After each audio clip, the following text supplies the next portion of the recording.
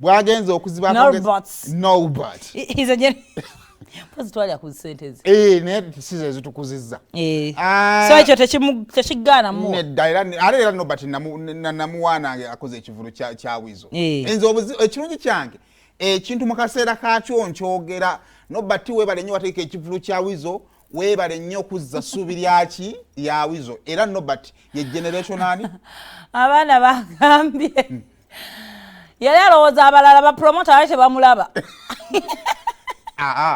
wallahi bakyo wetwogera generational promoter oyo gwe mulaba akaaba ekimukaabya bamuwadde generational slap bambi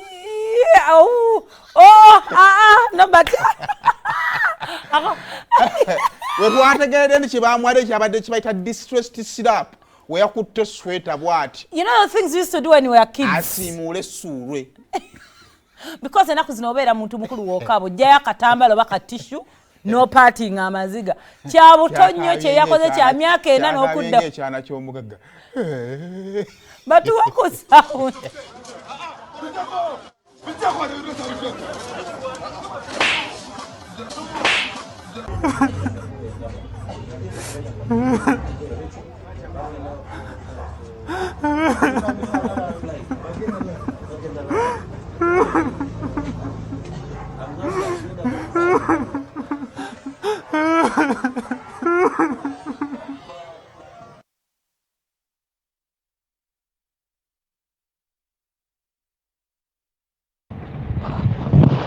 Mwana wange Saimo kugamba oti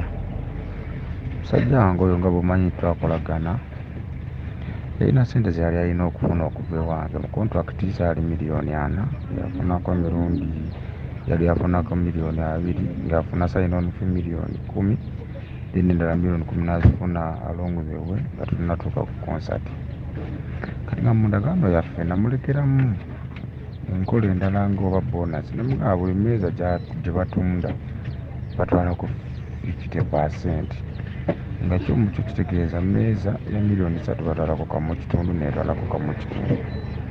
mukyala w'omuyimbi yatunda emmeeza 3 emmeeza emu nesigimubala ng'emmeeza emu nakwata sente zakyali wa mama wa rediyo kitegeeza nabasikazaako nti emmeeza 15 nange nensikazaako 15 kitegeeza emmeeza 15 times $3,000 $4,045 z'omukyala yampaako $1,012,000 nesigala nga mmanja so tugenze muri conciliation yejjeko waya aline bawizo aline palaso n'ababounce abaabwe abo batanze okwogerera waggulu oba okitegeera embeera kwe kutuuka kweyo gy'olabye yeeyo mugenda wange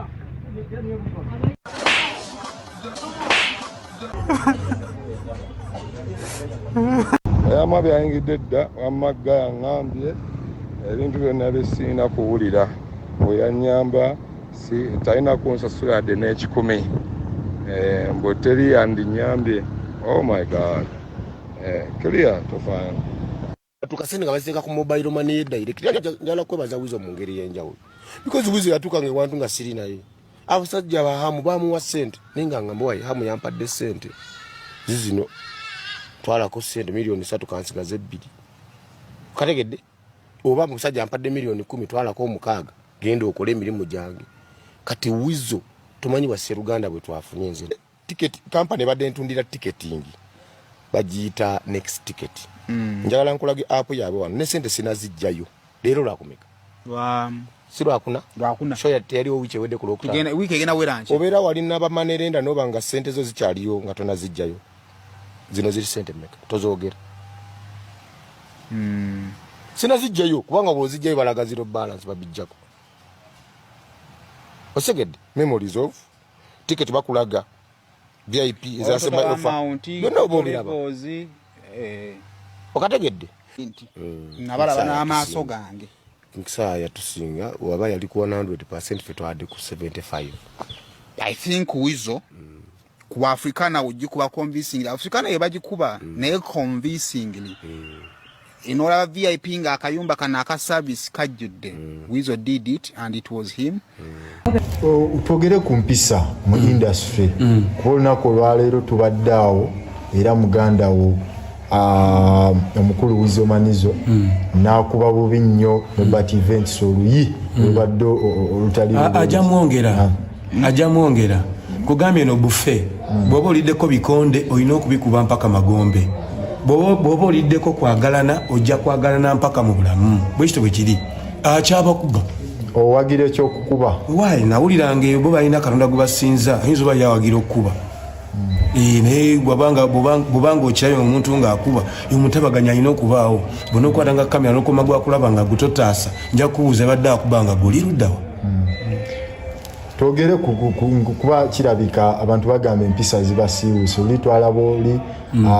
Palaso yavaayo n'akuba Lienskin kati tulaba Wizo avuddeyo nze sikyewuunya nnyo okuba ne kamyoni yansambanga emigere edda kirabika ensigo y'okukuba eri mu famire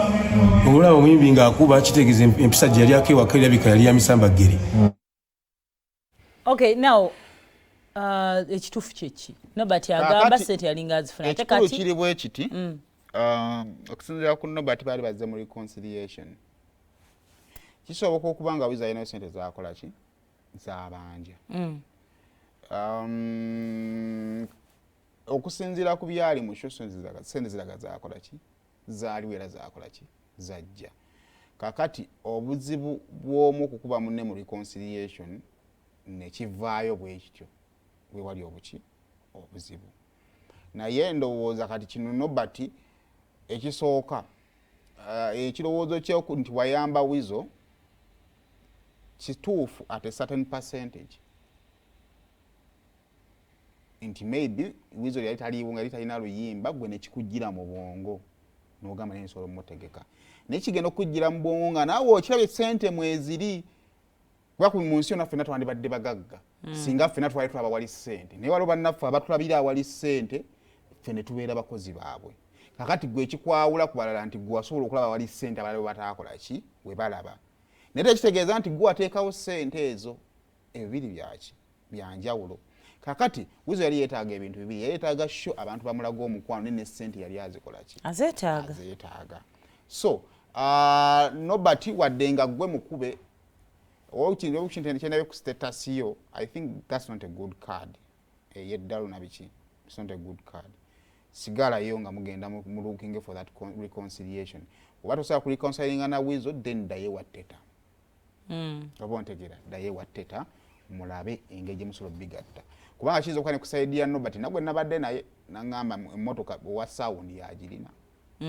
ekyo nange nakiwulira immediately after that show waliwo yangambye nti emmotoka ye wa sound akyagikola kyakyagirina kakali problem gye tulina eri emu kwe kubeera nga temuli in sync nsobola okugenda Wizo ne mugamba ekyamazima Wizo ompitamu ABCD naye bino byenjogera mu mawulire because ne mu kukeepinga brand yange kubanga Wizo bw'abeereyo n'alaba ng'oli ne Saimu ogamba show yajjula abantu bajja sente twazikola ng'alina zaakubanja atandika okwebuuza ansiriwaza busiriwaza tayagala kumpa sente naye mbanga muli instinct kyovulaba nti paka nakati jjejje tavangayo kubanga ye jjejje alina security yeweekola ki weeri kubanga abamawulire abamanyize nayogerako ne jjejje ndoza last week twali twogera ku birala era singa yali ayagala kyogerako era asobola okungamba ne Simon nayo n'akasonga kage naye tetwakyogerako kitegeeza ye waali muki mu mativu ekibuuzo Wizo ye gyabadde mu mativu so byonna byonna ebyabaddewo madde ensala tubibuusa amaaso kubanga ate kiyinza okukwa affectinga mu Nobert mushozi ogenda okuddamu okukola singa obeera portrayed ng'omuyaayi kyesaagala kulowooza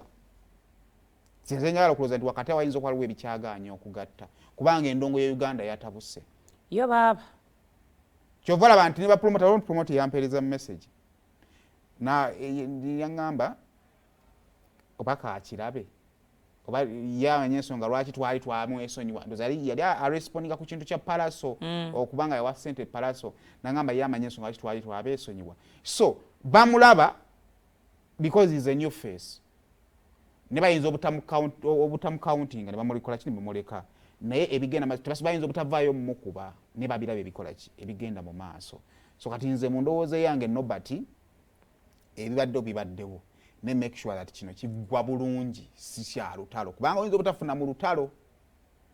tuyinza omaliza business person eno kadi y'aba Mayanja family terina kipe kyegenda kuddamu tukola kye tutamanyi ekyo tebakibalimba kadi ya Mayanja family Little Puzzle yabagamba babasonyiwa dda bena bagenda okukola twabasonyiwa batukoze bye bali tukola twabasonyiwa kubanga yatugenda okumaliriza buli alina kye yeetaaga mu eno business bagendako kubanga ekibuuzo mu abatayiga mu aba kimu kitegedde basitani waki musigala mu bazungirako gwe nyini wali ojja mu business wasooka palaso n'akumalako sente zonna era mu kwagala okufuna kyo kubanga mu bigambo byennyini yangamba nakola show ya Rage n'empulira ng'omuyimbi abaddemu appreciated more than the promoter ningamba kanfunayo show promoter agala yimba not really naye amaanyi ga promoter is recognition nti gundi yategese kubanga ye awe wali omulimu that is so weak aneda kibwe kitafi promoter Simon, I can be married to you naye ndabika gendabikamu n'engeri gyenkwogeramu abasajja babeera the shadows behind us women yegenda okulaga nti hafi alina omusajja ali responsible kakati batuli bubi bwe njagala okumutegeera wali wamu nti sente ze promotions mu Uganda ezikyakola ki tezikyaliwo naye singa ministry ina kyeyagala okutegeka etuukira kwani balamu ali established as a promoter bajja ne budgeting buli kimu bakikola ki bakine bagamba kati tu planning le sente zikola ki awali waka when you do work it will speak for itself kakati singa time etuuka Rage nga yavuga yekka ng'omuntu afunamu birowoozo olyanza n'okulowooza bano ba promoter ababaddenga we bakikoze eki kati olumu ne promoter aba yeetaaga ridingire kokko ku kivvulu nti omuyimbi yakoze bulungi naye gundi ye yamukoze eki ye yamutegese ate omulemu olutambula mu ba celebrities